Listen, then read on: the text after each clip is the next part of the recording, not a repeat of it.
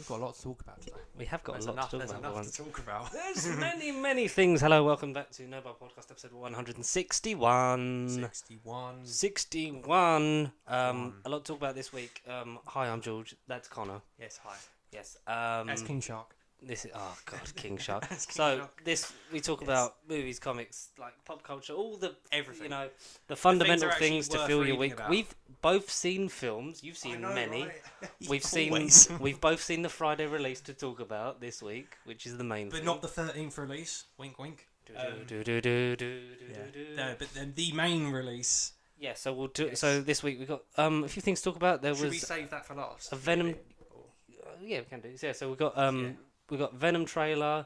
We got some news regarding What If in terms of episodes. Next week, mate. A certain sci-fi television series is going through some changes again. Very big changes. And Yes. we'll do a in-depth spoiler-filled because we're both on time for once, so we might as well make the most of it. Sod you, America. You're getting it next week. And we're talking about the Suicide Squad. We'll briefly touch on spoiler-free, but then spoiler-filled thoughts on 2021's The Suicide Squad. And Conor will talk about Jungle Cruise and Stillwater. If the water's still, if it's sparkling, then don't drink that shit. Yeah. Do you want your present now, or do you want it? I totally forgot I was getting something. Yeah. It's only a little thing, because obviously, like, me and Matt are meant to get you something. Okay. And then, we was going to go... And I I'll just save got... it till the end. Save it till the end. Yeah. You sure? I'll save it till the end. Yeah, save it till the end. Okay. Give the viewers something if they keep hanging on for the end of the video. If any of you make the end of this video, leave a comment called Goodie, and then that's when I'll get George's gift. Okay. The Goodie gift. Yeah. Let's go. Let's do it. How's your week been, Squire? Squire. Well, I haven't It's been a served big any one, isn't it? foresters. Yeah, it's a very important week. It's nice because this is like what it used to be like, where stuff happened all the time. All the time. We've both seen films. Yeah. We've literally Like, both what seen happened? the same one. We saw. happened? You saw it Saturday. I saw it yesterday. Yeah. And then also today, because I you had went again, didn't time to kill. Yeah. So we'll get into Suicide Squad a bit later on, but we'll talk about. Do you want to do Venom trailer first or the Sure. What If stuff? Get Venom out of the way. Get Venom out of the way. So I feel like we had a trailer for something else, but I can't think what. we did, but I don't. I was thinking I'm about like, it at yeah, work. I trailer, was like, so we did trailer. this, and this, and I was like, I swear there was another trailer, but it's gone. We'll just shout out for the trailer for people who just do nothing big in Japan. Just go and watch that trailer because Look, that's worth watching. yeah, I didn't even know what it was, but I just thought it was a parody film. It turns out it's a whole series. the TV show on BBC iPlayer. Yeah, continuation, isn't it? Yes, it is. As far as I haven't watched the whole show, like, I've watched bits and pieces. Like, it's good. It's good. Someone's playing music. I hope we don't get copyright for that. Yeah, it ain't the Japan tour over here, isn't it? It's not them, is it? Nah. Oh, okay. It's not Kit Harington on a megaphone. It's hello, it's Rose Leslie. It's Rose Leslie's husband. I ain't done that in a while. Venom. Yeah, knock Venom, knock. Venom, Let Venom, the shit Venom. trailer in. It's a very weird trailer. It's again. a full. So the teaser we had where he makes him breakfast, and then we had a full trailer of Venom 2. Let there be Venom. Let there be carnage. Yeah. We swear that Spider-Man isn't important to this series, but The we know Daily that you Bugle actually is. want him. Yeah. The Daily Bugle is. So, Yeah. what did you think of this trailer? So, anyone who doesn't know, we'll simplify it again because we've probably gone through this so many times. Sony bought Spider-Man in the 90s. After Amazing Spider-Man 2, no one fucking wanted to touch that shit because they were trying to make that whole big universe. Then they negotiated with Marvel, which is a co-production. Marvel make it, Sony get the money, and if it's a Spider-Man film, if it's an Avengers film, Marvel get the money. We'll get onto Marvel and some fucking money troubles a bit later on. Yeesh. And they've always wanted to do their separate Marvel Spider-Verse thing, like the Sinister Six and that, and then we finally got Venom in 2018, which is a garbage fire of fun. Yeah, it's popcorn entertainment. It ain't like a serious critique favourite, but it's if you want a bit of background noise, you can have it on. Is. I can put that on, but yeah. Oh. So and then we've got Craven's coming. Yeah, 2023 January, something like that. Yeah, something like that, and we also have. There was a Black Cat and Silver Sable movie or something like that. Yeah, which we haven't heard. Silk Silk as well. Silk is happening. Yeah, that's a thing. Sony thing. Yeah. But it's MCU adjacent because obviously Spider-Man exists in the MCU with those characters. Mm-hmm. that then these ones have. It's like, oh, it happens in that Spider-Man universe, but sort of like next to, like in terms of like what the MCU Netflix stuff did, but Michael Keaton was in the first trailer for Mobius. Yeah, Mobius. Mobius is really going to be Owen Wilson in disguise. Yeah. He's a variant of Owen Wilson. Like, there's so many people with a similar name. Yeah, so Morbius the Living Vampire is another one. Yeah. Which is... who's definitely not related to Owen Wilson's Mobius from Loki. Yep. And he had... So he's got... fucking... I nearly said Val Kilmer. I was just like thinking of my Batman. He's got Val Kilmer. Michael Keaton's returning... Yeah, really, as far as we know, as Adrian Toomes. He could be background guy. He could be credited as background guy or something stupid. Like a troll. So now we've got the next one, which is Venom 2, Let There Be Carnage. And it's followed got by Carnage. The wig looks better. Oh, 100%, yes. It looks more believable. Venom, and Shriek as well. Yes. Shriek, for those comic diehards. The movie's taken inspiration from Maximum Carnage. Yes. Ultimate Carnage. Yeah. Maximum Carnage. So Venom is... evil black-suited Spider-Man symbiote gets on someone that hates Spider-Man, and they both try and kill Spider-Man. And then in the comics, Venom gives birth to Carnage. It's another symbiote, which is even worse and undetectable from Spider-Sense, which is the fun bit about Carnage, especially in the 90s cartoon, because there's not much to love in that show. I don't know. I think I'm going to enjoy it more than the first one. That's what I want as well. Yeah, but what I want is context. Like, because Spider-Man has a direct impact on the character of Venom. Like, Venom doesn't exist without Spider-Man in the comics. Exactly. The way he looks, the way he acts, like his power set. Because attaches to Peter with the suit, it's like, oh, this is what you could be, this is more powerful, blah, blah, blah. And then just, like, starts turning evil, so he gets rid of it. And then it's like, well, fuck you. You can use everything I absorbed from you to fight you. All that negativity, I'm going to give it to my next host. And I'm going to make him a really big man with, like, big shoulders. and teeth. I'm going to give myself teeth, and then... I don't know. I've always been like, I don't like Venom as a Spider-Man adjacent movie. As a normal movie, like you said, switch your brain off, just enjoy it. It's big, dumb, stupid. Thank God he's not been swinging on anything yet. No, yes, exactly. Because we didn't have we haven't had a full Spider. No. On the front or back. No. Because they've always said, like, you know, Amy Pascal's been like, oh well, you know, like there's potential room for him to cross over and that, blah blah blah, and that was one of the apparent sticking points of the renegotiation of the Spider-Man deal was like, we want to, you're going to have these characters that are Marvel characters be sort of in the MCU, we'd at least like control over them, blah blah blah, and then that, you know, fucking toys out the pram, the fucking bus is upside down, blah blah blah. Andy Serkis, who's made this second Venom movie, he's kind of said like they're aware of Spider-Man in this universe, but he isn't exactly going to like make a direct appearance, or so he's teased. But they are kind of aware of who he is. Not until they're like, hey, you know that Tom Holland Spider-Man you like? Well, he's in another film and he's going to fight Tom Hardy. But I feel like if they're going to, when they eventually get to that point where it's in like 50 episodes from now, or like another 300 episodes to go before we actually give you the answers. But I feel like Loki doing the whole variant thing, is it just going to be, even with Morbius? Because one thing I wanted to address again, the Daily Bugle again, in both the Morbius trailer and... It's the Sam Raimi one, isn't it? But it says on it in small print, the West Coast edition, or West Coast Bugle, because Venom 1 isn't based in Queens or Manhattan. It's San Francisco. LA, there you go, San Francisco. But does that mean Brock has worked for the Daily Bugle, but this West Coast label? Because West Coast implying it's like Florida, California, like that side, and New York is like over there, the East Coast. And it makes sense. And in the logos and stuff, it's the Raimi, like... It's the Raimi, Is it the multiverse colliding, or is this like... Is that... Because we've never seen the print edition of the Daily Bugle in the MCU. No. Because it's like a fucking... .net. Yeah, it's the dailybugle.net, and it's like a fucking... Who's that fucking American guy that does all them... It's like a fucking Joe Rogan experience, but with conspiracy theorists. Yeah. That's how it's sort of set up, and it's like, yeah, that makes sense. But, like, is there still, like, a print edition that's sort of, like, on its last legs? Like, maybe, like, in the West Coast, they still use, like, some of the print.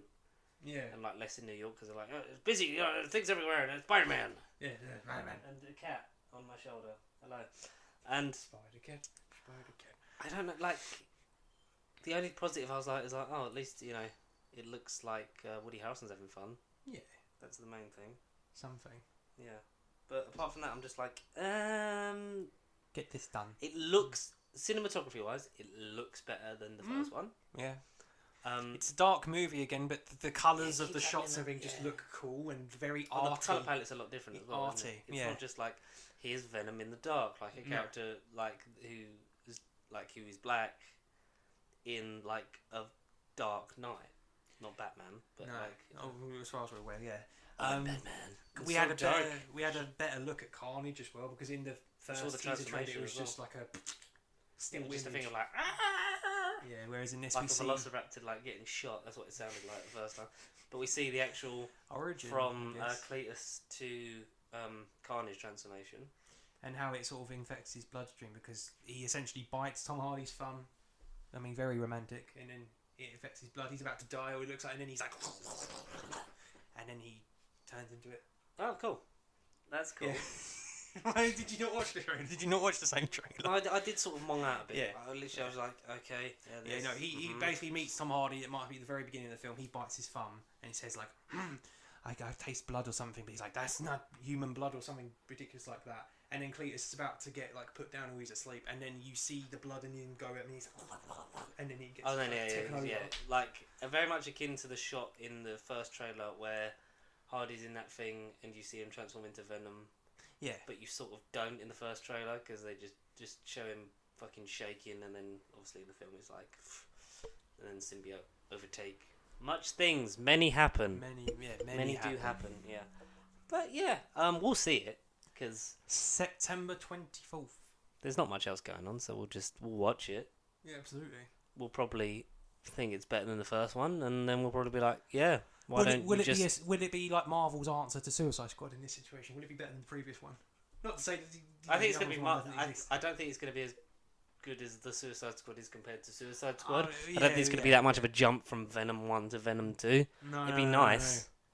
No. Oh no, would it be better than the first? Do you think? I'm looking forward to the Andy. Yeah, I think I'm looking forward to the Andy Serkis direct, big budget, and like actually like, oh, let's see what happens Give when it a go. Yeah. He's not just being a CGI character in a motion capture suit, because he's a good actor, and he does have a good eye. Because when he was doing second unit on stuff like The Hobbit, and he does have a good eye. Like, it's not just he's worked long enough in the industry to be like, yeah, I've got some shit. And that Mowgli wasn't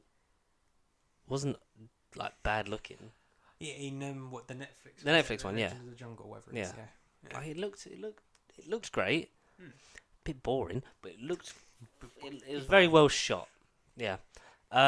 We got 2016 Suicide Squad then, from the sounds of it. Yes, we got episode sort of brief synopsis for what if episodes 1, 2, 1, 2, and 3, as they're calling it, the first 3 chapters.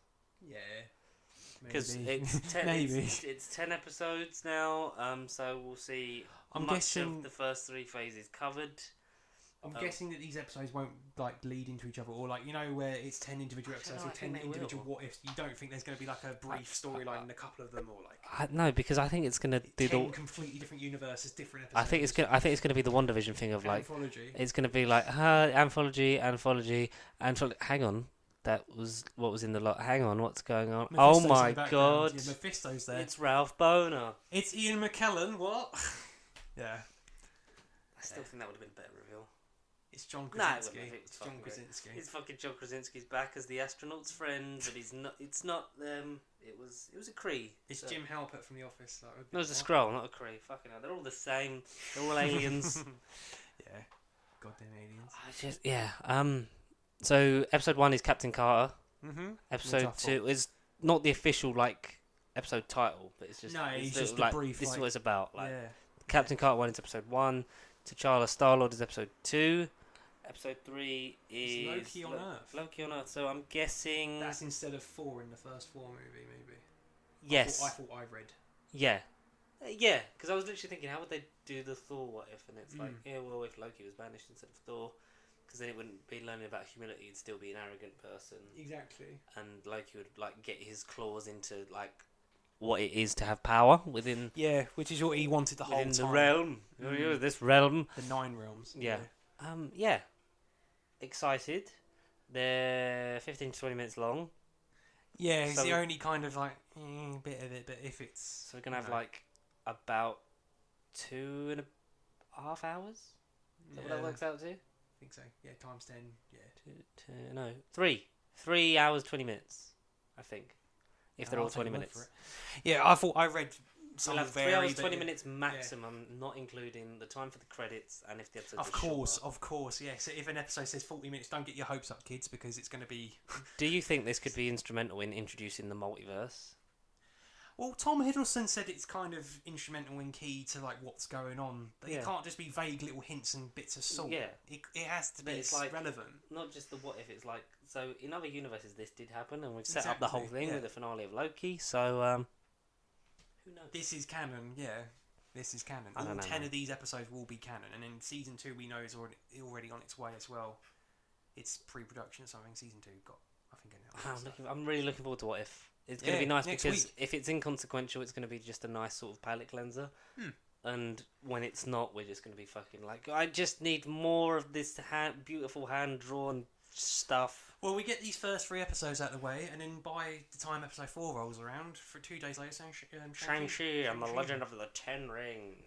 Shanghai Knights and the Ten Which we Rings. did get another trailer for that. There it is. Yeah, I know that was something. I feel like there's another one though. It probably is. Yeah, so that was a good segue, Connor. I mean, we have to completely talk. by accident. I mean, we kind of have to talk about Free Guy as well. Not that it's important to the Marvel universe. Oh, I mean, they reference the Marvel universe. Because I can't fit in the Deadpool suit anymore. You know, it's all about growth. So obviously we got another trailer for Shang-Chi and the Legend of the Ten Rings and a new poster. It was like a minute, wasn't it? It was very quick. It was a blue poster, which I different colour scheme for the poster. More of a better look at the actual Ten Rings of Power. Yeah. Is Shang-Chi going to end up with them by the end? Probably. Maybe. Yeah. Especially if the multiverse is coming, he's going to end up with them at some point. He's going to be like the Kung Fu Doctor Strange. Yeah. Earthbound Doctor Strange. Yeah, sure. Yeah. Yeah. I'd love Shang-Chi and Doctor Strange in like an intergalactic Duel of the Cosmos. Yeah. Like we've got like a road trip movie a la Ragnarok, but across universes. Quantumania. If Kang the Conqueror's behind it and they need like more than one Ant-Man to stop it, can't they have like a Shang-Chi man movie? A Shang-Chi Strange Man. Dr. Shang-Chi Strange. I don't know. Shang-Chi Strange. But I feel like it's going to be that kind of thing because obviously like it's going to be nice because it's actually like it's not just cultural appropriation. It is like this is of Asian heritage made by Asian people starring an Asian cast. It's not like, with all due respect to Doctor Strange, white man goes to faraway land to learn mystic magical powers. Yeah, exactly. Yeah. Like so, at least we're gonna have that, and like the whole flip with the Mandarin being his dad. I'm looking forward to it, and I'm not because I don't. What part do you like? Because it was such a it was at the forefront of it before. It's like, and we're gonna have the real Mandarin played by Tony Leung, and then he sort of was like, he's not on the cast list, and it's like, oh no, he is in the movie. Now he's his dad. Like, it's almost like they're sort of like, yeah, he's not really gonna be the Mandarin again. Yeah, it's gonna be like he's just the Mandarin. Yeah, I guess. It's like, don't be like, oh, you can have the real one because we did that Marvel one shot where he's still looking for him, and it's like he's definitely we're gonna get him, but he's. I feel like they're a bit scared to do the Mandarin. It's like, well, either don't have him be the Mandarin, or you can adapt him any way you want. You've adapted so many other characters. I'm trying to think, who the hell could he be instead? If he wasn't the Mandarin, if it wasn't the Ten Rings, who would you cast him as, or who would you? Iron Fist. It's Iron Fist. Iron Fist being Shang-Chi's father. I'm Danny Rand. I don't know, but I kind of like the idea of Shang-Chi and Doctor Strange in some sort of like magical Ten Rings cosmic adventure. That would be cool. Road trip. It's nice to actually have my phone on me again because I wanted to show you. Yeah, go on. Is that still recording? Because it's on that thing where they're still connected. So until I wipe that completely and just use it for the camera. Speaking of films that we'd like to see, so I went to the Warner Brothers Studio tour for Harry Potter. Which I haven't been to since like the 6 months when it opened. I went like 3 times, like once with family, once was a college trip, and then I think it was another family one later on. So I haven't been since they started adding stuff. So we went, but there was some stuff up at Old Leavesden because obviously it's gotten big. So since I went, so it's 2 sound stages like the Harry Potter tour is there. The front one is before it was literally just like. You know what the basic like sound stages look like. It's like one of them with the stuff on the front. But now it's like bigger. They've redone the whole foyer bit. There's the whole thing. It's all extended. They've added bits like the forest, the train, the bank, all that stuff. They're going to be adding more, and they do all them events and stuff, and it's so much bigger. There's an actual like cafe and seating bit, because before it was sort of where it was like you went in and then it was the line and like just in. When you still had the cafe for all the people that were working at Warner Brothers, because it was like you have like 3 or 4 sound stages behind it. Right.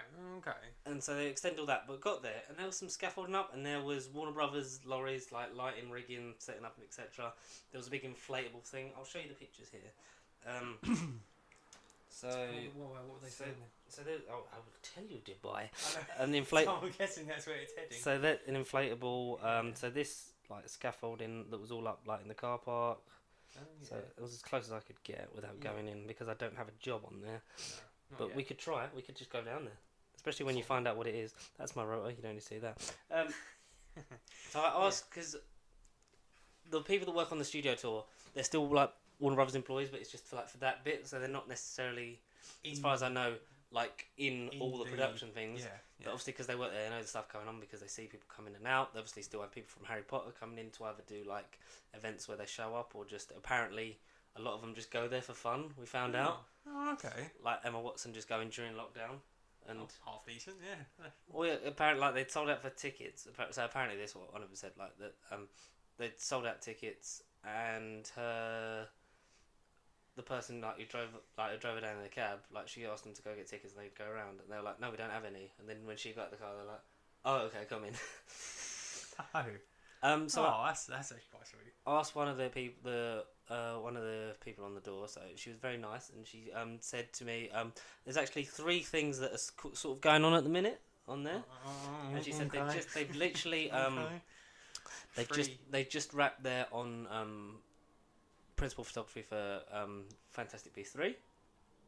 So that's finished there. That bit of theirs just like winding down and finishing. They're in the middle of, so they're in the core bit of principal photography for Aquaman 2: The Lost Kingdom.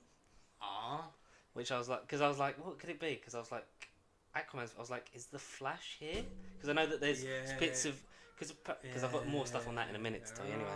So the Aquaman: The Lost Kingdom, and because obviously they're in early stage principal photography, also for, because I forgot that Warner Brothers own this, the Game of Thrones prequel, House of the Dragon. So Matt Smith was potentially like 50 feet away from me. Shit. So I think the grey one was, I think the grey one was the special thing just for the prequel. Yeah. Like it was one, because they said about like they were putting up a new sort of like temporary thing there for that. So there were sets like you couldn't tell whether they were Westerosi, because they're buildings like that are similar to like Westerosi, or like the Essos side of it from Game of Thrones, like all the sandy stuff. Or was it a town where Aquaman was? But I couldn't see, because I couldn't zoom in that much, because I couldn't like go any closer, because there was gates and people and of course. Security guards. But I was like, oh, that's really cool, Matt. Thanks. That's quite cool. That's good concept, So yeah, that's an on-set report right there. On-set report. But also, like, I found out apparently part of Mission Impossible is filming up our way in Hoddesdon. Apparently. What? And in Waltham Cross, they've been filming part of that and The Flash. What? Exactly. What? Apparently, people have seen Tom Cruise up this way, and then Michael Keaton. What? Like it's so. What? The Waltham Cross one is more believable, because that's been like the sightings of that. Because I know some of, especially like the Wayne Manor stuff, has been like over here, and like where obviously stuff's, because they're building a new film studio in Broxbourne. That was on the news, wasn't it?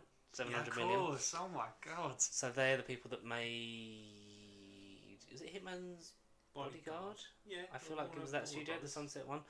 It might be. I don't know. That's happening, so that's cool. So we'll get jobs there. It's fine. But okay. I'll take your word for it. But yeah, like, so that when you said about that, I was like, oh, that's pretty cool. But Mission Impossible, I know that's like the iffy one, but like the fact that it could be filmed more local than we think, like what the hell? Well, yeah, just for some, so that like we'll obviously double for a city, like we'll obviously maybe double for an English city, so they don't actually have to go there. Yeah, what? Or like That's mad. You know, Eastern European town or something. I don't know. Maybe something like that. But the Waltham Cross, yeah. So apparently, Batman was in Waltham Cross, and Mission Impossible was in thingy. Yeah, we've had a lot. That's a bit of exclusive that's report. yeah, mate. That's gossip and a half. Like, It is, man. bloody hell, man. I need to go driving late at night to find them. Well, what we'll do is we'll go to Leavesden and see if we can get Jason Momoa on this podcast. Yes, sure. Because literally when I pulled up, I was like, "Are they? No, it's not building Here. something. They're not building something new at Harry Potter because obviously it's you got the two, and then you got the ones further back, so they could either extend it to them if need be. Yeah. Oh shit. But then like it was in the middle, and it was always like I was like, "That's a set." Like what? I was like, "What Warner Brothers thing is filming apart?" Because I was like, "Would they do the Flash here?" Because I know they've been over here. Yeah, Like, would they then come here and do some of the Flash? Which is like, apart from Michael Keaton, I wouldn't give a shit. Like, I'd be like, Michael Keaton, you're amazing. Ezra Miller, stop strangling your fans, in public. Don't do that. Also, stop working with J.K. Rowling. Oh shit. But, yeah. but Imagine if it was fucking Matt Smith. What would you be like, Matt? I wouldn't have been that calm. I'd have fucking. I would have javelined over the fence. Yeah. Hold that this explains why I hold this. Hold this javelin. Hold it for who? Hold it for who? What? Shall we talk about? Oh man. Oh wait, no, we got to do who. Should we do who, or do you want to No, save? who? Do this. Do who? Do you want to save who for another day and do Suicide Squad, or do you want to do it all? Might as well do it all. Might as well do it. I think. We'll talk about this in the coming thing. So we got some news from Who's. From who's? Nothing to do with Warner Brothers now. I mean, there's no on-set proof of this. Sticking to England and productions that happen in the United Kingdom. BBC in particular. Yeah. Yes. We got news that was Long and waited news. not long away because in To terms of some like extent. it was rumored before in places. And It was one of those things where you Google it and you're like, oh, it's happening. so-and-so leaving 2021. And it was just... It's one of them things like every time the Doctor comes aboard, Yeah. first question is when are you going to leave. Who's the next Or one? what's a quote David Tennant like? As soon as you start, everyone asks you when you're going to leave, and as soon as you say Exactly. when you're going to leave, everyone asks you when you're going to come back. It's Exactly. the weirdest job in the world. Yeah, totally. And we and especially not my doctors. Chibnall's he come out and said, "I've got a 5-year plan. This is what I want to do. Bang, bang, bang." And same with Jodie. Like, I'm not ready to regenerate yet. Blah blah blah. Rumors before that she was like leaving in some specials in 2022. Like, oh no, come out and said that's not happening. And then we got confirmation from the Doctor Who Twitter account and the BBC itself that in 2022 to coincide, not to coincide with it, they didn't just thought like let's do this because it's 100 years. Coinciding with the 100th anniversary of the BBC. Blimey. Yeah. There'll be some feature-length specials of Doctor Who in 2022, so we're going to get the series either end of this year or the very start of next. I'm betting on October, November into... So it's now a 6-part series. So it is 6. Because I read conflicting things saying 8, 6. Yeah. It's 8 episodes. 2 of them are specials. Oh, all this year? All this year? I don't know. And then plus 3 next year or not? See, I don't know what I That's believe why to I read. think that the special will be it'll be January, like Very May, early. Right, and then Christmas. I see. So there'll be 3 specials. There'll be it'll be a 6-part serial, making it even shorter than we thought it was. Yes. With the Trial of a Time Lord 2, we'll call it. And then Jodie Whittaker and Chris Chibnall will both be leaving Doctor Who to be replaced in 2023. Oh, 2023, yeah, exactly. Because like their last episode will be like End of middle to 2022, end of exactly, so, yeah. like, Yeah. we have thoughts on this, probably slightly different in some respects in terms of details, but how do you feel about this news? Well, torn for the sake of Jodie, and because we discussed last week and many times off camera and over texting and stuff, like we wanted Jodie to stay at least for the 60th, and then have the next era of Doctor Who then take place after. Yeah, which was sort of happened with the 50th, didn't it? It was like, because I think if Matt Smith had left just before the 50th. the end of Series 7, exactly, yeah, and then you'd you'd have been like, what the fuck? John Hurt has to be the next Doctor, right? And then he would have been in that one special, and then would have passed away, unfortunately, many times later, and then that would have been it. I was like, Jesus, I mean, hopefully not. Hopefully there's a multiverse where John Hurt is still very much alive, using his lovely velvety voice, cushiony voice. Yeah, I'm like you. I'm sad for Chibnall but it's a good show of like so you can read the thing for yourself, but it basically comes out and says like, oh yeah, me and Jodie had this like 3 series and we're out kind of thing. Yeah. But which is kind of like the Doctor rule, really. 3 seasons, then they go. But he also said like 5-year plan, and this like comes up because getting the job in 2017. Yeah. So pre-production from then, so like 5 years, and which means that this will probably play. It might not necessarily play directly into the Time of Children, but will lead into what will be the it might not be, but like a 3-part epic finale, exactly. of like an hour, and then an hour and 20. Yeah, hour and 30 to really kind of close off this era. Yeah. So there's one more special to film. So out of the 8, 2 of them will then be specials. One of them will then be the culmination with the regeneration, which says to me, because when the San Diego Comic Con at home, we were talking about it last week, weren't we? Yes. With John Bishop and that, him saying that there's still more filming to do, which means that, you know, we now know that there's at least one more episode to do. Because exactly. But does that not say to you that the replacements are chosen? To me that says like you can't do that going into like one more left without them either either completely chosen or like we know where we're going with this. Yeah, exactly. We did ask for suggestions as to who the next Doctor we're could be. So Doctor and showrunner kind of suggestions. Anyone want it? Or we can put it on the socials. Where is it? I think it was only on Twitter we really got responses from our dear friends of Mike and Zander replied. Zander said, "Next Doctor, I'd love to see Chris Marshall or Ben Miller. I'm a fan of Death in Paradise." He's probably joking, but you know. Whereas Mike said, and this is probably the little mini debate we can do. I think it's time for a rest. Fandom has become too toxic and not fun anymore. That's understandable. And there's this big Finish announcement that has just come up. I commented. I saw it earlier. I commented. Oh, did you? No, I'm kind of mixed on that, but I'll save that for a minute. Yeah. Okay. Yeah. I go for Jodie. Obviously, I am. We wanted it till 60. It's big pressure for the next. So in the 60th anniversary year, we're going to have a new Doctor, new producer. Yeah. New showrunner. Possibly completely new production team. Exactly. Possibly new Writers. Logo. Yeah, logo. TARDIS interior, music. exterior. Keep saying Akinola. Oh, yes. Yeah, because that's like the one thing I've got out of this era is the theme. It's like, the music's really nice and completely different to Murray Gold. It would be a waste to be like, have him for 3 series and then, sorry, gone. Sorry, mate. But I'd like him to stick around for a bit. Not as long as Murray ended up doing, because they're like, we can't. When Stephen Moffat was just like, I can't think of another music composer. I'm just gonna make Murray Gold do everything he's ever done. Hans Zimmer. Gee, that'd be expensive. That. TARDIS interior, exterior, Sonic. Yeah, everything. But I'm gonna throw my hat into the ring and say I don't think the companions are leaving. No, because we've only had confirmation that no. Jodie's going and Chibnall's going. Exactly. There's nothing on Mandip Gill going. No, not yet. Yeah, which is good because she can sort of be. Because I'd like her and Dan. I'd like Yaz and Dan. Be nice to sort of then be like the Ben and Polly. Yes. Because they both learn about regenerate. Well, Jazz sort of knows about it because, Yeah.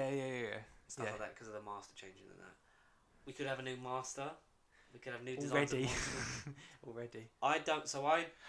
I've got a theory of my own. But Go. Weeping Angels, Sontarans. Are they going to be the specials? Are they going to be 2 of the specials? Are they? What, like a trio of the best of? Possibly, but then who would you have for the last special? Like the Master again? The Daleks. We've had the Daleks every bloody special. I don't want. Someone else. I'd like the Master, but then you run the risk of end of time in it again. Yeah, that's what I mean. I don't think the Master. I'd like the Master against it, but I don't want the Master with another villain. I want the Master on their own. Or the Cybermen on their own, because we can't keep having the Master and the Cybermen. Yeah. Let's have just a pure Cyberman. Yeah. Yeah. So I don't know where this is going to go. Obviously, I'm sad whenever a Doctor leaves. This of course. Yes. has felt like the most disconnected era of the show so far because of the Not My Doctor Brigade. Really now, does. if you're going to get offended by this, then clearly the problem lies with you, not with us. Because we're not aiming this at any particular. If you're just casual fans that are just sort of like I dislike it for my own reasons, blah blah blah. I'm quite a civil person who's going to explain my point rather than just it's a woman in space. No. So No. what we're gonna Not say the is, same, I think 14 has to be a woman yeah, agreed. because because we need to get far enough away from Jodie just being the girl one. Because if it just be like, oh, we tried, because we've said before in it, like if it just becomes we a tried gimmick, and we failed. it just becomes a gimmick of like, there you go, there was a woman, now back to a white man. Because we knew that worked back in the day, and it's So- lasted us 50 years. Yeah. Yeah. If people have got a problem with how it is now in the dynamic, there's 56 plus years of Doctor Who, so surely at least some of it will appeal to you. Exactly. If these 3 series don't, then that's fine. You don't have to watch it. People have drifted away. People drifted away in the Matt Smith era. Like I know people that literally like. I'm a drifter. I'm an example. I'm a drifter. I did drift. I People came drift, back and then they come I back. drift again. Because like people say, if you don't like this current production era, the team, the cast, wait till it changes, then come back. Then you might like it again, or if not, you wait until it's a completely new thing like it's going to be again. I wanted Chibnall to write another Doctor, specifically Joe Martin, to sort of carry on because I think the Timeless Children arc would have gone into that, and then we would have had, because people saying, oh, but she was a face she's had before. It's like, yeah, but Capaldi was a face that we'd seen before because Exactly. he remind him. Somehow remember Imagine this that I face. got to save someone for some reason. On the and USB drive. Command- It's in the cloud, Clara. and- The thinker. And Commander Maxill, shot Yeah. Peter Davison, but then became a Doctor. Exactly. Yeah. And also, someone made a good point. It's like it's a life she never got to live, or at least doesn't remember living. It's a life she lost. So in honor of that, we actually become the Doctor again as Joe Martin, because it would have been another woman, Yes. good, Ex- a person great. of colour, progressive, Very important in nowadays. and also yeah. really funny because it would have just annoyed the Not My Doctor lot again. Yeah. Because they're going to be clamouring for Fuck the Chris haters. Marshall. Haters gonna hate. Lawrence, nothing against Chris Marshall. I like him, but people were like, Lawrence Fox should be the Doctor. Like, what? Because he's a twat, and you endorse that? Really? Cool. If you want that, that's fair enough. If you want it for legitimate reasons, and not just because, he's like Better than any woman I know. Oh, Like, yeah. all that shit. It's like, what the fuck are you actually on? What crack are It you has- smoking? Yeah. I think we need at least another 2 female doctors before we even think about a man. So if we had Yeah. a good, like we said before, I've said to you before, 10-ish years of Yes. female doctor, and then be like, Sure. Yeah. oh, it's man again, because then it's like, well, it's no big deal, Yeah. Ain't no big deal. because we've got to get to a point where there are, 12 male doctors and 12 female females. doctors. Yeah, We need to get to that point, or at exactly. least More than one female. Yeah. More than one female. almost equal. Mm. At least that point. Half the ratio. 6 females, 12 males. Great. At least. Yeah. Exactly. At the very No, I least. totally agree. Yeah. We need to have at least it be a third of them be women, and keep pushing and pushing until it is equal, and then it's literally like woman, man, woman, man, woman, man, woman. Like do that. Like then you're just then Keep you're it a literally mystery. then you're literally pressing fucking random, and then it's great Yes. because then you don't know. No, we really didn't. Because know. people are like, oh, it's just going to be a woman again because there's only been one. It's like, oh, it should be. Get Shut in up. the bin, mate. It Get was- in the bin. It was a man before, so it should be a woman. Anyone, whoever is best to play the Doctor, but yes, it should be a woman for at It's least random, but the the next 2 80%, incarnations. the 80% possibility reckons it's going to be a man. And like we are, we are cis white males. Like we, Yeah. cis. So cis. like, it shouldn't be. Like I'm not against a person of colour playing it. Like whatever No. descent, ethnicity, sexual orientation, No, exactly. like whether you identify as gender fluid or whatever. Like it's a fucking alien who changes their appearance. Who travels in a fucking box from the 60s? It's on random. It is all random. Oh, I don't know. Sci-fi as a concept is random. Sci-fi as a concept is random, and But it's a good bit of I'm escapism. gutted. I'm excited. Yeah, I am genuinely quite excited and curious to see where as detached as I've been from eras. Because I take it as this. I always get upset because I'm so invested in this show and have been for a long time, and it's brought me much joy. Because it is my favourite show of all time. Every time a companion leaves or a doctor leaves, I get upset. Yes. Not for oh, this is gutted, it's over. It's just a thing of I really this era's over. It's sad. Martin Clare. It's sad, and then we go on to the next one. I was gutted because I was a kid that grew up with David Tennant, so I was naturally upset when He he walked announced away. he's left. He was leaving, and when I actually saw it, and still now because of that emotional response and that chain emotional of response, events. Yeah. and the nostalgia of it, and like how happy that period, and then the same with Matt Smith because he's my favourite Doctor. Like he's not the one I grew up with; he's the one that literally gave me the thing of like, oh, it can be anyone. Like you can love this character no matter what. I apologise for rubbing my nose. I think the hay fever's absolutely fucking me today. Hay fever.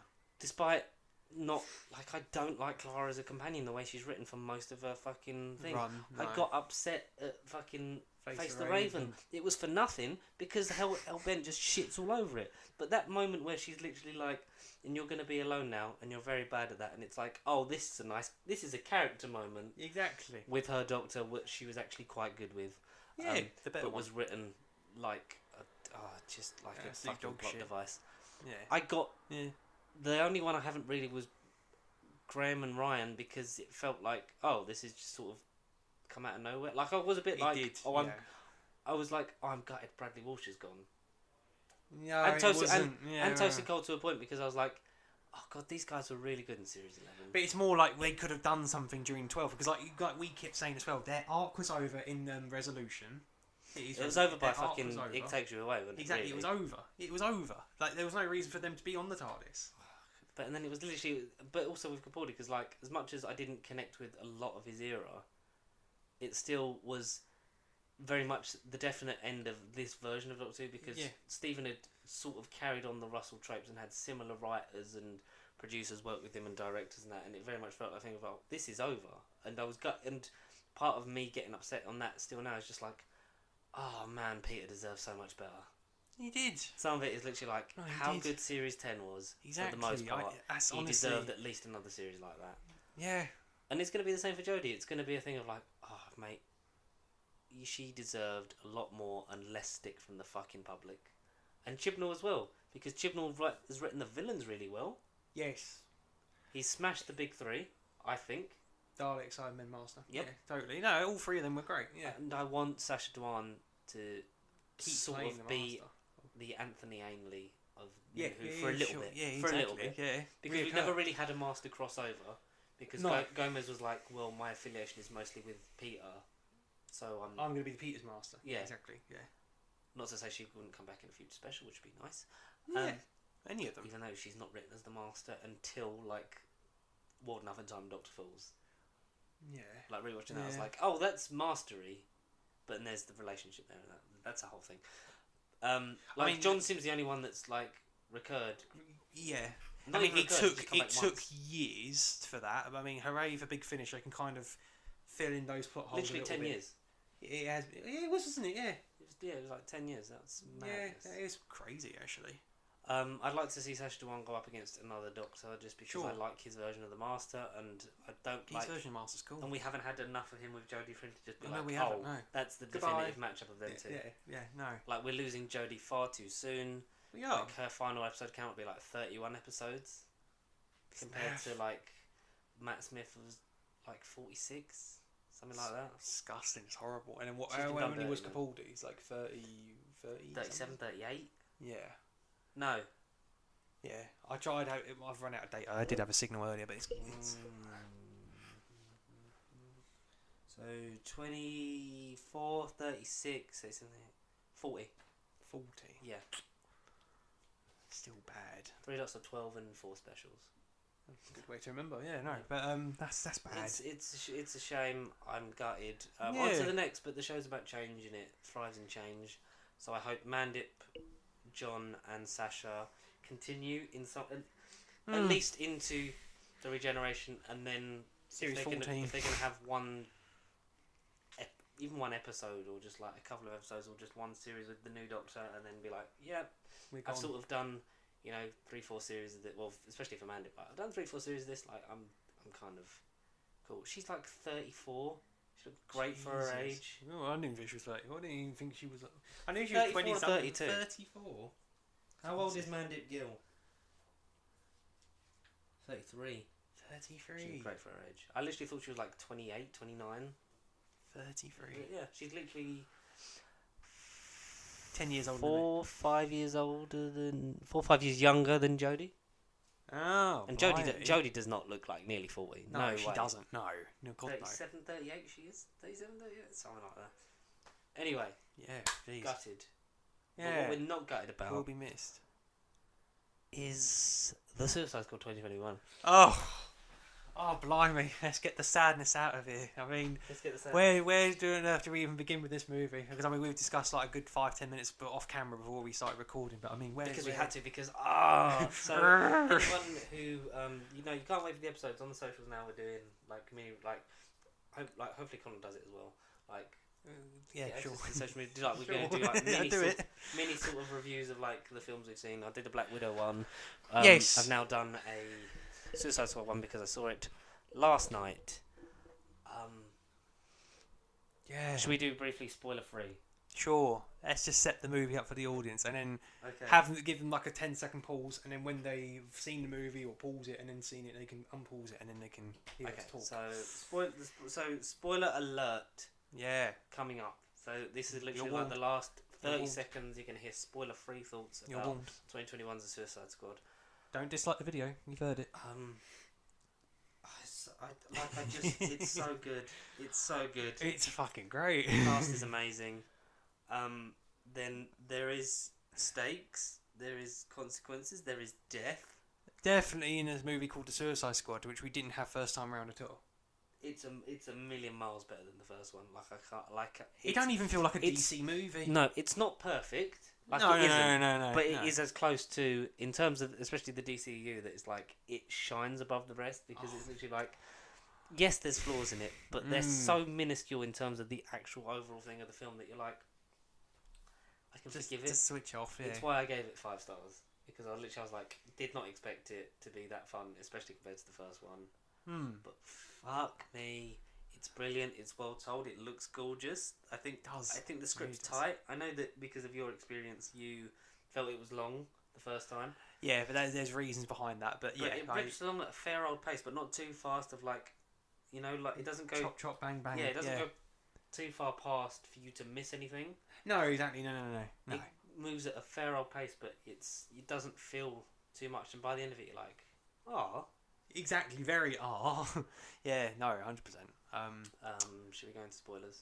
Sure. Yeah. So, spoiler alert for the Suicide Squad. We're just going to say thoughts. 2, 1. Everyone dies. Yeah. So Michael Rooker, Nathan. Let's just list all the deaths.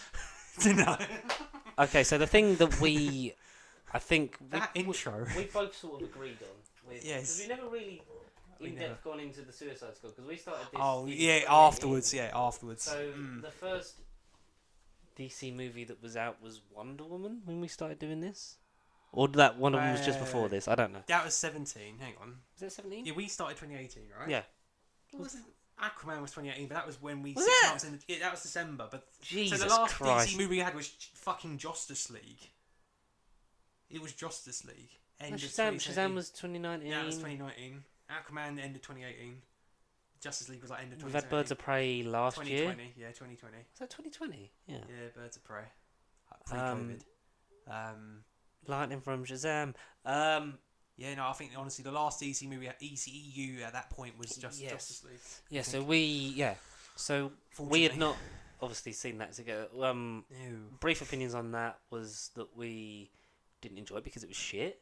And I know there's the Ayer cut. I've never really been interested in the Ayer cut. I don't know if you have. Because you've dabbled in the Snyderverse. I think it sensed more about hearing the Snyder cut, and it's become more of a possibility because the Snyder cut had more of a positive, successful reaction. But then David Ayer saying that it's complete and it could be released as well, but he just doesn't want it to be released or along those lines. Brief question for you, go on. especially after this movie. Do you want the Ayer cut now? See, I have to think about it. But no, I for the sake of the actor that played Killer Croc, for the sake of that, no, I don't need it in my life. I'd want it. Now I that don't need it. would you have taken it before this movie? No, because I needed to see this new one. No, but you would have been more likely. Yeah, had not exactly. seen this movie, but now having seen this movie, as long as I continue this current timeline of Suicide Squad people, and they don't do the next one as a reboot, not a sequel, because that's the thing with this new one as well. They kept going into this.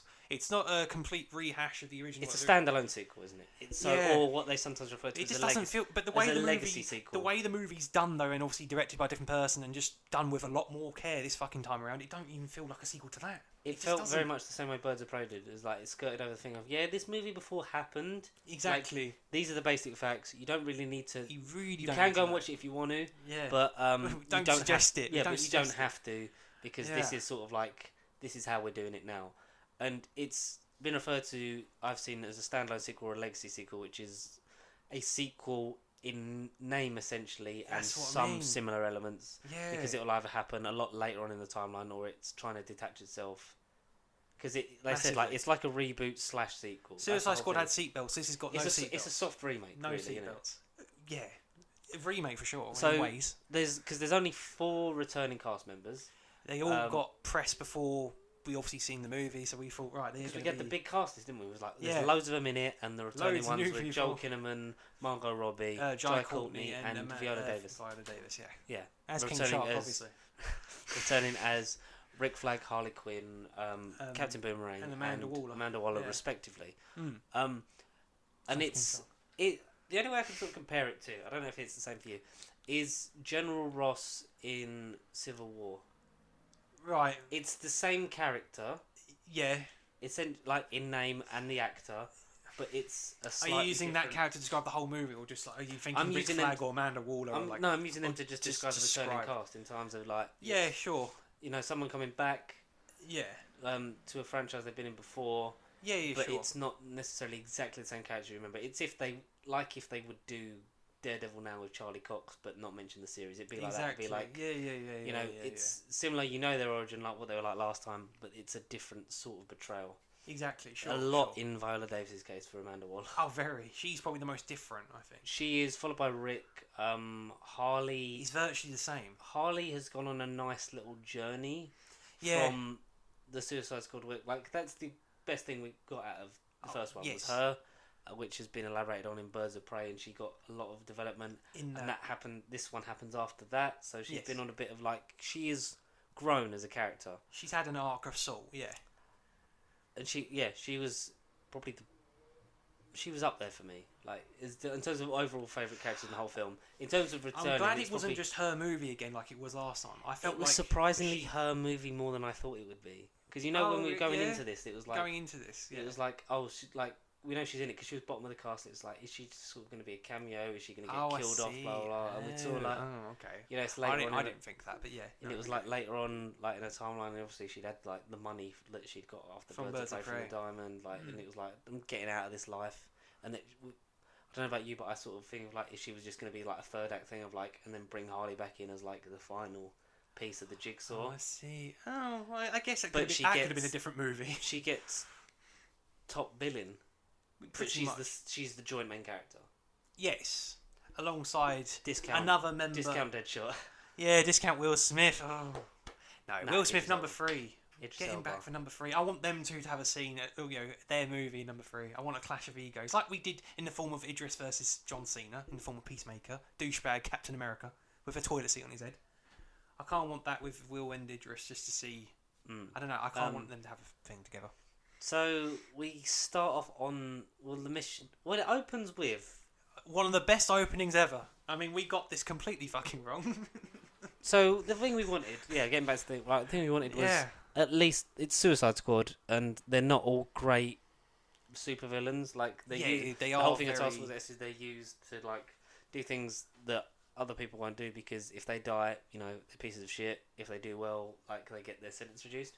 This is James Gunn's like forte. I mean, like, that was Guardian situation. No one ever heard of them. They were like side characters at that point. Yeah. And then like they've now become household names. And I feel like And he's that's done that for kind some of of done them. for this movie. Yeah, and we had like we said a big cast, and it's like because it's so big, and because James Gunn's not afraid to actually live up to the comic. Shock Grab a people. tissue. Oh, that's right, mate. No. But I can't fucking go that way, can I? Yeah, no. He's subverted expectations. He's not afraid to actually press the kill button and get rid of some people. For better or for worse, Yeah, it's entirely your opinion. But there were some people that I personally thought were going to be in the film for more than maybe 5 minutes. And I don't know. I did kind of. I felt for maybe one or two of them. Yeah. But, I think that Yeah. Oh no, the cat's done a runner. Do you want me to press the button, George? Do you want me to press the kill button? No, it's fine. I'll do it. Clear to execute. I hope she's not downstairs. Oh, Well. where's Puss in Boots? Oh, she's on the fucking chair. Stupid bitch. Hiding. He looks like Amanda Waller. Like, Task Force X. We've got a mission for you. No, but let's just say Michael Rooker and Nathan Fillion were the main characters of this movie. We were completely surprised by their performance, and 10 out of 10 all round. You know. So we open with Michael Rooker as Savant. Yes. Showing his power set with like the precision, like throwing shit. Yeah. Kills a bird. Predicted that. Yeah, exactly. Yeah. And because I think you thought the same thing, wasn't it? Like, because it opens with him and then him getting recruited into the Suicide Squad, and then like the launch of the mission, it was like, oh, is he gonna be like the audience surrogate? Like, Yeah, point of view if you like birds. and no, he's not. So Spoiler alert. Yeah. He's on it. So his team is Savant. it's Savant, TDK, Yeah. Mongal, Javelin. Javelin? Yeah. Javelin, Harley. Sorry, I was late. I was doing number 2. And Rick Flag, Captain Boomerang, and blonde guy. Pete Davidson. Yeah, the Black Star or something like that. Black Star. Black Tomb. I don't Peter Davison, the Doctor. Well, We had 2 doctors. that's how it all started. We had 2 doctors in this film. I don't know. Yeah, Pete Davison, and he was, I'm pretty sure, Black Star or something silly like that. Cast. He was a rat. And we had an actual Weasel as well. I forgot Weasel. We had Weasel, and we had Very important character.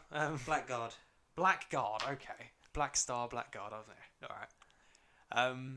So that's what we had at the beginning. So they're storming the beach on this island, and they get betrayed because Blackguard sold them out. Savant rescues Weasel because Weasel drowns because they will jump out the plane into the fucking ocean. Anyone check if Weasel could swim? And they just all awkwardly look at each other. Because in the office they got a little like pool running of like who's gonna die. They have bets on, and literally after the opening montage, like they're just handing over money because literally all of this team dies apart from Rick Flag and Harley Quinn. Yeah. Basically. Dead. Jai Courtney was the one that I was gutted by because he I had was really gutted. things going into him. He smiled at the cameras and he got exploded. Yeah, That felt very fucking G.I. Joe Retaliation where Channing Tatum dies. Right. Yeah. Because he literally dies in an explosion like that, and suddenly The Rock's the main character.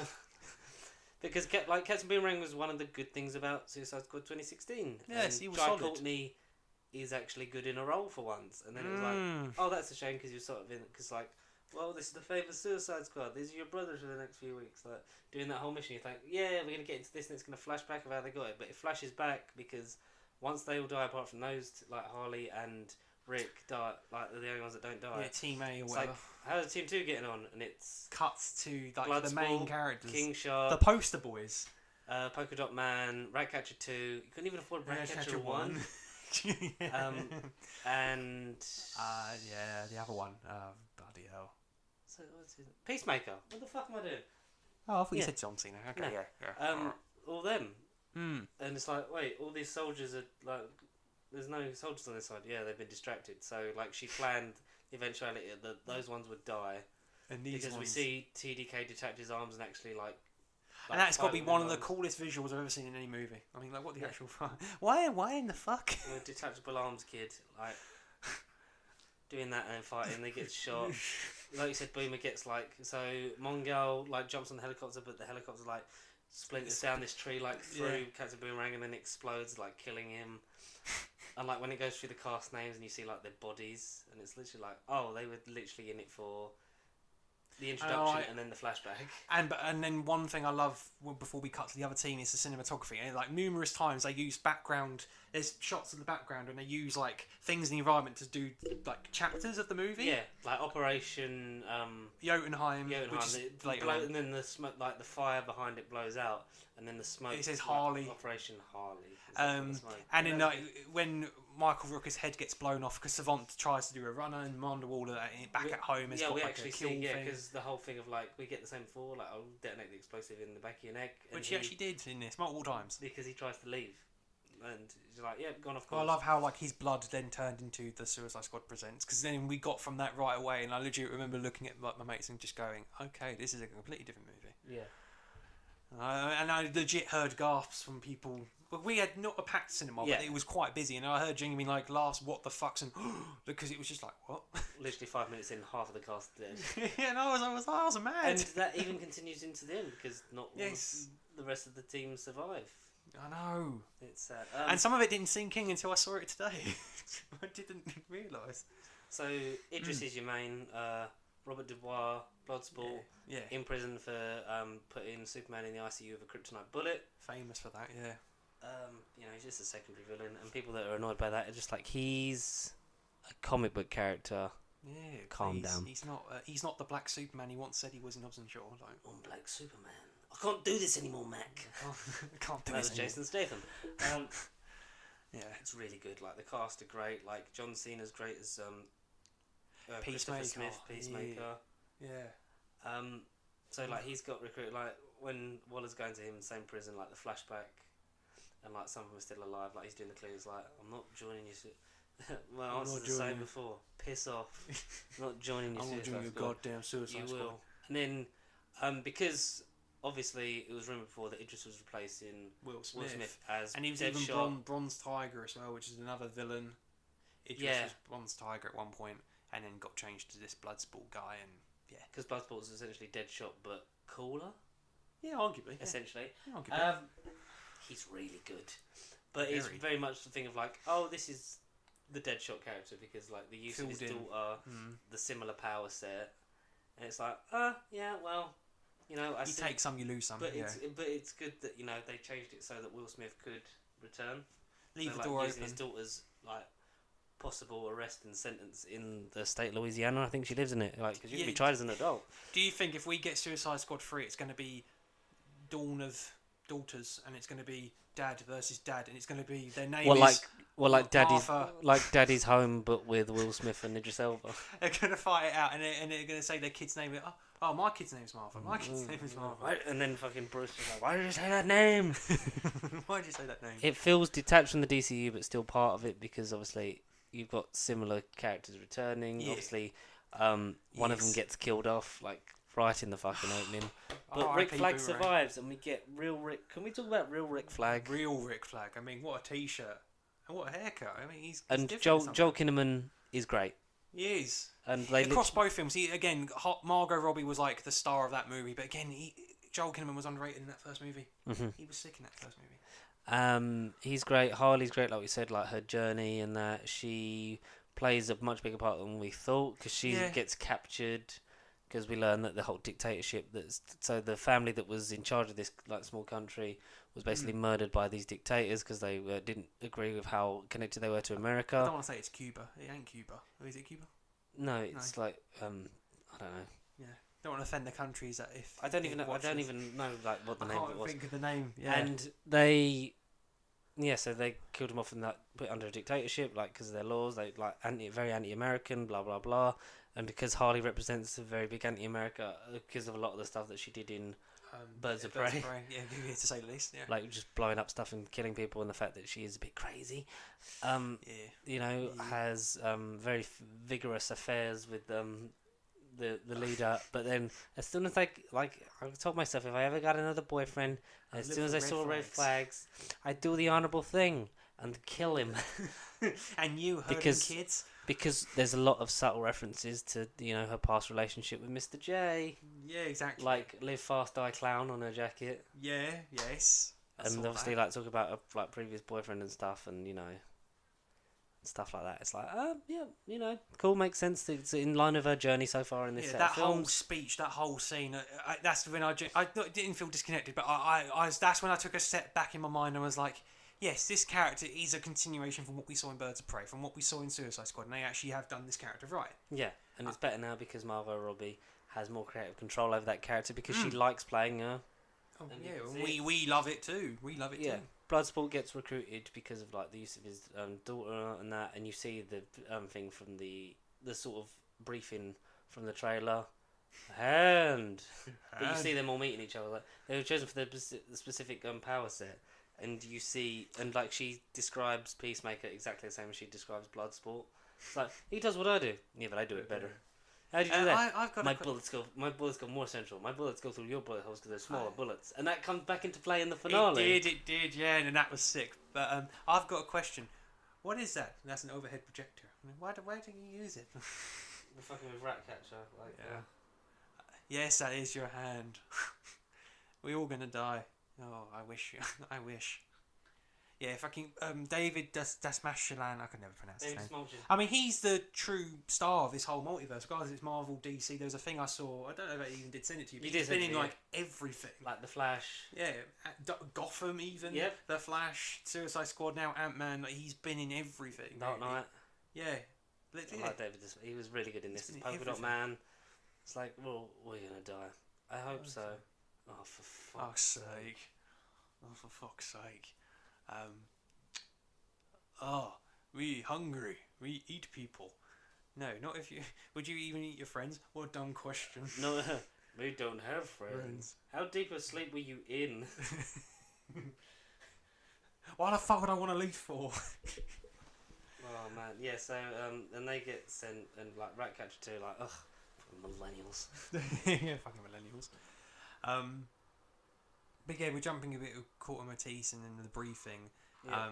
But then it sort of cuts back to them in the jungle after like that vicious opening. When it with the leaves blow up on the beach, it says now, and then like blows away. It's like, oh, this film is great. That's sick. Yeah. So the whole thing is they've got to get to this secret military Quarter bunker. Matisse. Yeah, that's what they're called, Matisse. Yeah. They've got to get to this bunker and essentially destroy it. That's your mission, because there was. There's the whole thing like Soviet Union, blah blah blah, and like war, and it was a bit lies because it was both sides. So you literally got to destroy that. Come home. That's your mission. Because inside this bunker was a secret project in the form of Operation Starfish, and led by one Gaius Greaves, the thinker, or as we know him, the Doctor. Peter Capaldi. Malcolm fucking Tucker. I thought he was more Malcolm Tucker than the Doctor in this. Especially when he gets introduced, I thought he was Malcolm Tucker. Yeah. I didn't think of him as a Doctor at all. Fuckity bye. Fuckity bye. Oh god, it's so much fun. So you see like the brief like power set displays, and them like going through the journey, becoming like the Guardians' journey of misfits becoming friends, family. Yeah, for the job, family. And it's amazing. Like it was amazing. It was like so well done. Would you personally say it's better than Guardians? Is it that high up the chain for you? It's better than Guardians 2. Yeah, I'd take that. Yeah, I'd take it's almost on par. Like they're very fucking close. I think I felt slightly underwhelmed just because I wanted to laugh at it more. Not to say I wasn't laughing in this movie at all, but especially as it goes on, it really does hit you with some of the emotional choices. Not to say with deaths, but it is a lot of scenes like with the Hardy speech and stuff. Like halfway in, it caught me off guard and how it actually made me feel. And I was thinking, no, I want to laugh. Yeah, I want to laugh. I don't want to feel this. And but and then this time round, because I knew what was going to happen, it was just like, this is fucking brilliant. Yeah.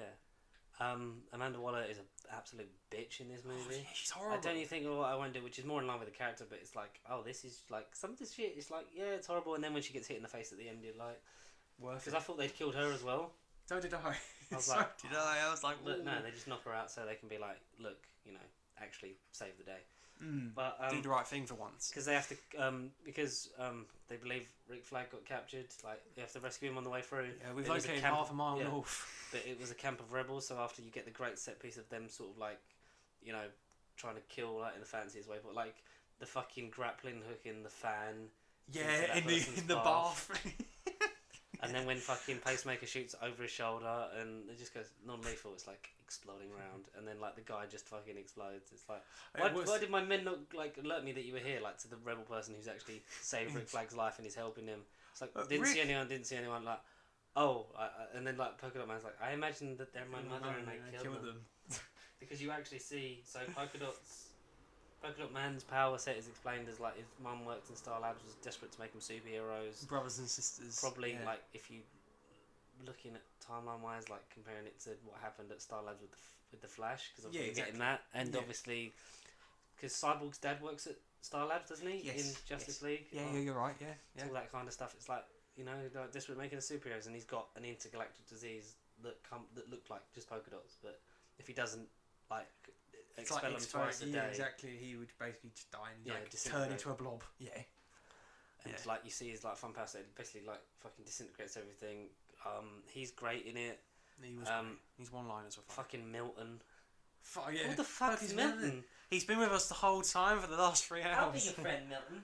No, not my name. Yeah, no, not my name. We just had a 3-hour conversation about how you were fucking Milton. No, wrong person. Yeah, not me. No, not me. King Shark, voiced by Sylvester Stallone, is great. And nom. Me read book. Me enjoy book. Yeah. It's like he's got it upside down. Fucking pretending to read. Him in the fish tank towards the end, like when he walks into that room. Dumb friends.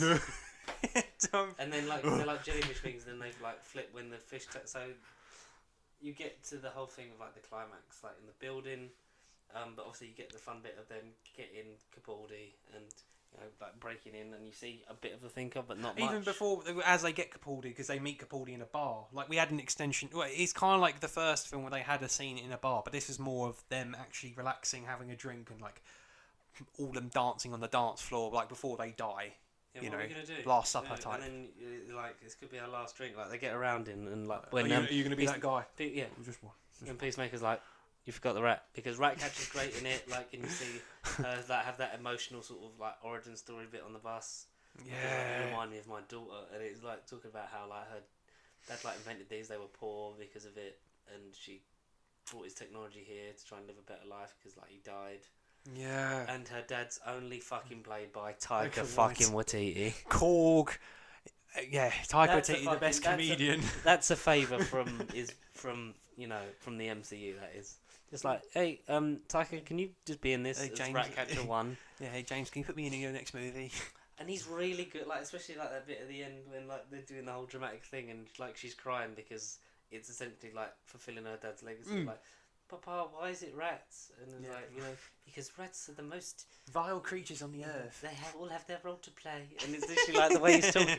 I don't know about you, but I got major Jojo Rabbit vibes. So did I. Like the way he sort of plays Hitler was very it's like he's taking the piss, but he's delivering it with so much emotion, conviction. Yeah, that's what I mean. Yeah. And you're like, yeah, okay. I can accept this. But that was great. Like he's got Bloodsport's got a fear of rats, and that's established. But like the rat catchers, Rat Sebastian really likes him, and it's a whole. Good in you. He becomes a leader. Like he's like, I don't want to be a leader. Like I'm gonna make you a leader. Yeah. And learns how to sort of affiliate himself and almost be a better father because he's got to take care of others and not just himself for once, in a way.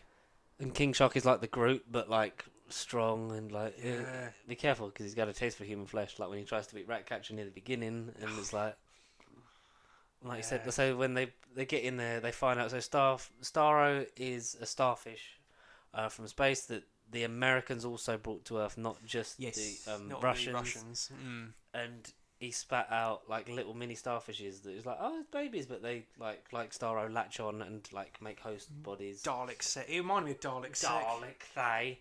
And each one that attaches like in the consciousness, like Starro then gets bigger and bigger and bigger, and by the end he's fucking ginormous, and the Thinker is the only one that can sort of control him, but because they're planting explosives because they've got to completely destroy Operation Jotunheim with the lab and stuff. And they find a hard drive file.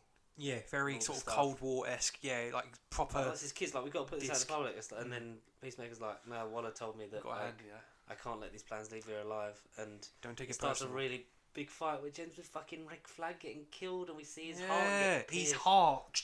It's like Mortal Kombat or Injustice when you do the X-ray. And it's literally when like he gets that line of Peacemaker. What a fucking joke! And just dies. It's like no way. Because Peacemaker, his whole thing is like he believes he's achieving peace no matter what he has to do to get there. And he doesn't care about men, women, and children. Yeah. Like, I have to kill to achieve it. Kind of like Amanda Waller's perfect employee, really. Yeah. Oh, essentially, like a US agent / Winter Soldier. You know, merge like into brainwashed, kind of like I'm doing this for the right reasons for my country, for peace.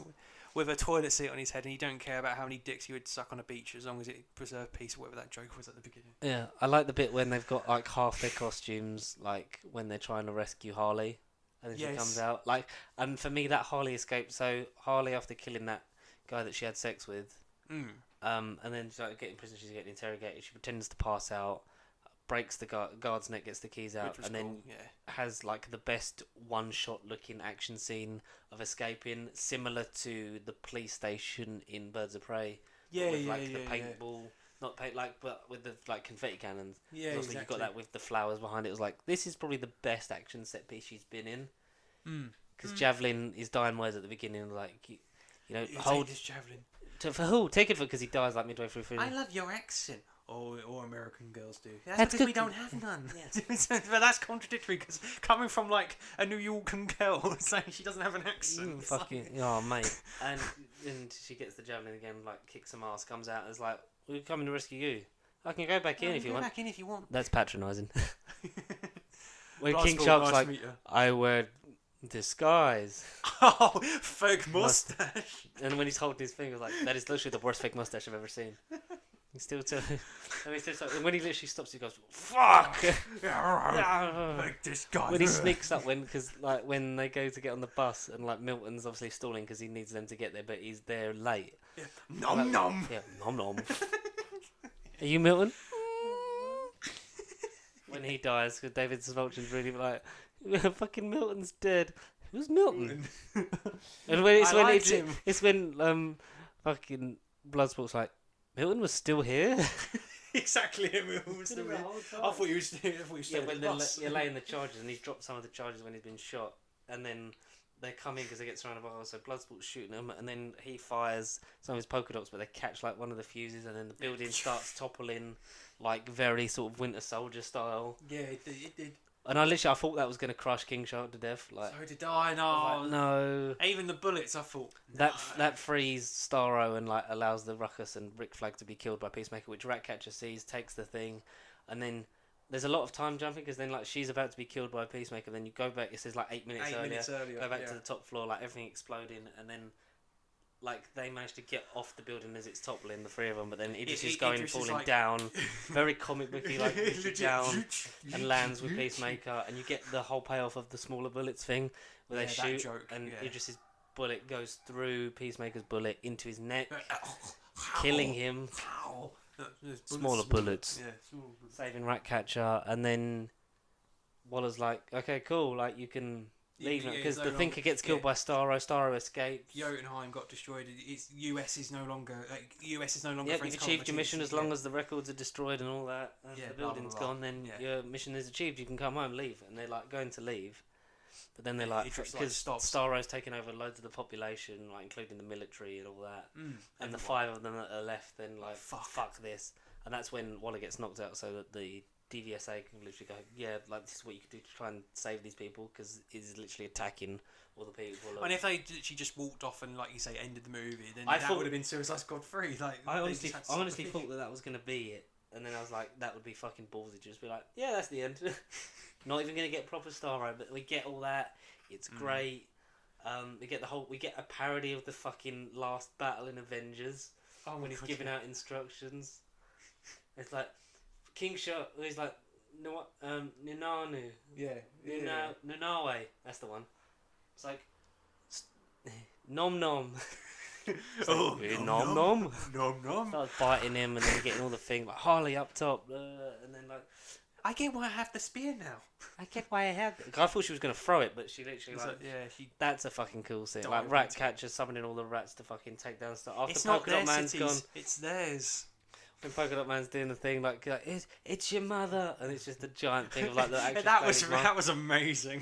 And he's using his polka dots to destroy the ankle. It's like, I'm a superhero. Crushed to death immediately by Starro. And literally I was like, oh fuck, who's gonna be left? Is it gonna be none of them? Yeah. And but no, 4 of them survive. Harley, Ratcatcher, King Shark, and Bloodsport. Yes. Like the thing, like the whole thing, and then piercing the eyes, and then all the rats that have been somewhat like the millions of rats then climbing inside, and you get Harley doing this fucking like dream sequence where she's underwater watching the rats nibble at the fucking nerves. Almost. Yeah, exactly. You see the blood in the background. It's like chewing on his brain and like thing, and he dies, and then that all fucking happens, and they're like, oh. That cool. was nice. Yeah. And they use the files to sort of be like, look, I know Rick wanted to release this to the public, but like they use it to. He basically says like, if you don't let us go free, like this goes everywhere. and that was a nice thing, and leaves room for a sequel with either a completely new Definitely. team or more, because James Gunn said has to be more. he'd want to do more than just assemble a new team. Yeah, exactly. That's what I'd think. Yeah, do more. And we get a mid-credit scene of Weasel waking up on the beach.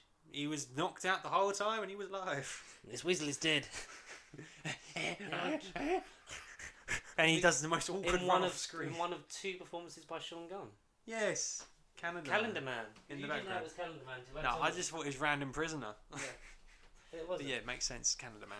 Yeah, that's cool. Really good film. I know it's not the second last scene is setting up Peacemaker Peacemaker TV show. Yeah, or at least his return in some things. Right? Yeah. John Which is Cena, it- more yeah. of that. You can actually see him this time. More of all of them. You should see him in this time. Really good. Really enjoyed it. Great direction. Great story. Very Great tightly cinematography. written. Yeah. Ballsy, especially in the beginning when Yeah. you think these characters are going to matter. and Well, it's how like, much no, they were fuck in the 'em. promo, and then it's like, Yeah, yeah, no, half fuck them. of them are dead. Yeah. It's madness. But It was it's insane. really good. I had so much fun with it. It's far from perfect. No. But I gave it 5 stars because I just had that much fun with it. With like the low expectations, maybe just of the first one, but it was like, even though going into It it helped. knowing like James Gunn and like this is going to be great, it was like It's a passion this project this is time round. fucking brilliant. It is. And Honestly I can't wait brilliant. to have the 4K. Yeah. I'm Honestly, like you. I can't. yeah. As soon as it's up for pre-order, I'll just buy it. Yeah, for me it is up there. Maybe as my favourite one ever. I need the second viewing because I think it might have taken Shazam. Yeah, So it might be good. the I'm Suicide glad you Squad, said that. Shazam, Birds of Prey for me. Yeah, no, that's fine. Yeah. Really enjoyable. I can't yeah. wait for another DCU movie. I can't wait for Shazam. How has that Force. happened? DC have had a great. Black Adam. DC have had an amazing 2021. Even Aquaman 2 that I've seen being filmed. Exactly. We actually want DC for once after Yeah, watching we this do movie. want DC, but we still like. But yeah, go and see the Suicide Squad in cinemas while you can. Urge it. Before Free yes. Guy comes out, because I mean, that's going to take over. No, that I literally mean, is. The fact that Wow. that's literally there's a 2-week gap between those 2 big films, it's like Oh. that's insane. But we've got a lot of movies to get out of it because we missed out on a year and a half of it. Yeah, absolutely. So if you want to talk about getting in contact with, do the present and then we'll do the outro. Oh, sure. Yeah, sure. The mystery gift. It's only something little. No, I'm not. I'm not. I also did order you something else, but it's Okay, not it's not on its way. I ordered you a tripod so you could actually film your Oh. stuff in landscape Blimey, in landscape. and not have to hold it in your hands. Hey guys, Yeah. take 500. Yeah. Yeah. So you could do it like that. So I've ordered you one of them. Oh, so thank that you. Oh, sweet. but because you've been getting into your collectibles, Yeah, collectible little bits and things. bobs, yeah. I was like, what could I get him? What's he liked recently? I don't fucking know. Um, I don't even know what I thanks, like myself. thanks for sticking to the end. What did he like recently? And No. I was thinking of you'd like something from like your favourite like media franchise, which would be the MCU, right? Yes. No, DC have taken over now. And there's a new wave of stuff, specifically aimed at the Disney Plus stuff, and because with the multiverse coming, and because of how much You're making me nervous. because of how much we've enjoyed our watch-alongs, I thought I would get you Oh shit! the Marvel Legends Loki figure from the Disney Okay. Plus wave. Oh nice. It's Oh, part of the sweet. Build-A-Figure range for Captain America's wings. Yeah. So each bit of it you get. So that's Yeah. got the backpack and the so you can get the stand, the backpack goes on it, and that's Red Wing that you can put into it on a thingy joint. So the rest of them they're in Yeah. Smiths if you wanted the rest of them.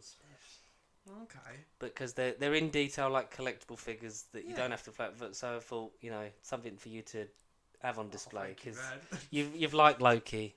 And Oh, I love Loki. yeah. I mean, look at I'd look at his face, but I mean, look at that face. I mean, that's been my 2021. This guy. So yeah, that's your belated birthday present. That it was only a little something that I thought of getting you. So, Oh no, thank you, Yeah. mate. That's fine. but yeah, they have all of them in Smiths apart from Scarlet Witch, and I think Scarlet it's Witch. because it's the first thing she's been marketed as Scarlet Witch. Yeah. So, I see. Okay. but yeah, they do This have all of them in there. Witch, Vision, Loki, Winter Soldier, US Agent. US Agent number 1, Zemo, and then see Captain America, the real Captain America. Yeah. So all the parts like make his wings that you can either like have him on the stand for and display him wings Yeah. akimbo or like Oh, yeah. okay. Oh, I'll take that. Your first Marvel Legends. Right. Whether you get any more We is are up to you. legends. Exactly. No, of course. But this is I think probably the right first one if I'm being honest. Like, Yeah. oh, thank you, mate. Because I saw the Disney Plus wave and I was like, that's Connor's bag. Connor likes Disney Plus things, and he really enjoyed. You've got your own variant with the multiverse coming. I might not be able to get the jacket, but that'll be the closest I'll get to it. Yes. Who knows? But yeah, if you want a good review series of people that open them, watch Connor's. No, he might start. Day. He might start doing should it. I keep these as, like you say, collectibles? Because these aren't ones to be played with, like. Well, no, a lot of people like either leave them in the box or get them out. If you look at official CDJ, so Chris from Big Damn Cast does a lot of so he's a big Marvel Legends fan, but mainly the ones based on the MCU or like the films. Yeah. So he's got like some of the Deadpool and X-Men ones, but he's all like he got this whole wave. So he has them out on display, but like in the poses near his like Marvel stuff, and like he did the whole wave. Yeah. With a bonus one where he managed to track down the Captain America one that John Walker signs in Falcon and Winter Soldier. They did a version of that like in the Marvel Legends packaging. Oh, blimey, jeez. Okay, I'm gonna have to start now. Like you say, collectible, so they're collectible. Yeah, so something to collect. It's just a little. I don't know what your displayness is like. So no, it's slowly gonna. Happy birthday for February. Now to sort you out. Okay. Do you like Marvel Legends and the Suicide Squad? If so, thank you for listening and watching No Bubble Podcast. I was going to say watch it on Disney Plus, but that's Marvel Assembled, isn't it? Marvel Studios Assembled. It's not Legends Assembled. I haven't finished that Loki one yet. Never have I. I'm on the bit where they've done the bit with Sophie DeMartin. They're on Jonathan Majors. That's it. Like the first interview with Jonathan Majors. That's the bit I'm on, and I'm like, God, this guy's charismatic as fuck. Can't wait to see more stuff. That Lovecraft Country that he was in last year, HBO series. Well, if you do, let me know how it is. Yeah, because I'll definitely dip into it. But thank you for watching and listening to No Bubble Podcast episode 161. Tom Hiddleston, thanks you too. Can you do a Tom Hiddleston impression while he does the outro? Come on, Tom. What did you expect? Tom, where can people send emails if they want to get in contact with us throughout the week? Come on, like you should know this by now. nerdbiblecontact@gmail.com. I can't do that bit in impression. Like, what did you expect at this point? Why is there an alligator in here? Why is there a shark in here?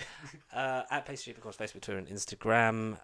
If you want to send anything our way, we'll talk about it. We'll review it. You got thoughts on Suicide Squad? What did you think? Did you enjoy it? Thoughts on next Doctor showrunner things? More movies you want us to see? What if episodes you would make if you're in Marvel Studios, Disney Studios, or apparently to George around the corner in fucking Wolfen Cross? If you're going to make content for us.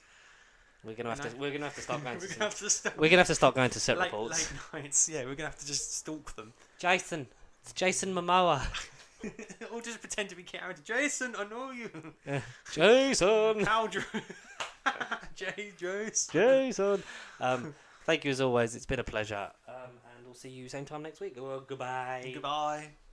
It's weird to think that Mr. Sunday Movies predicted this a week before, like the trailer came out and said, "Oh, Starro, that's a thing," and then the trailer came out the week after and said that was Suicide Squad's villain. Like, a few months ago.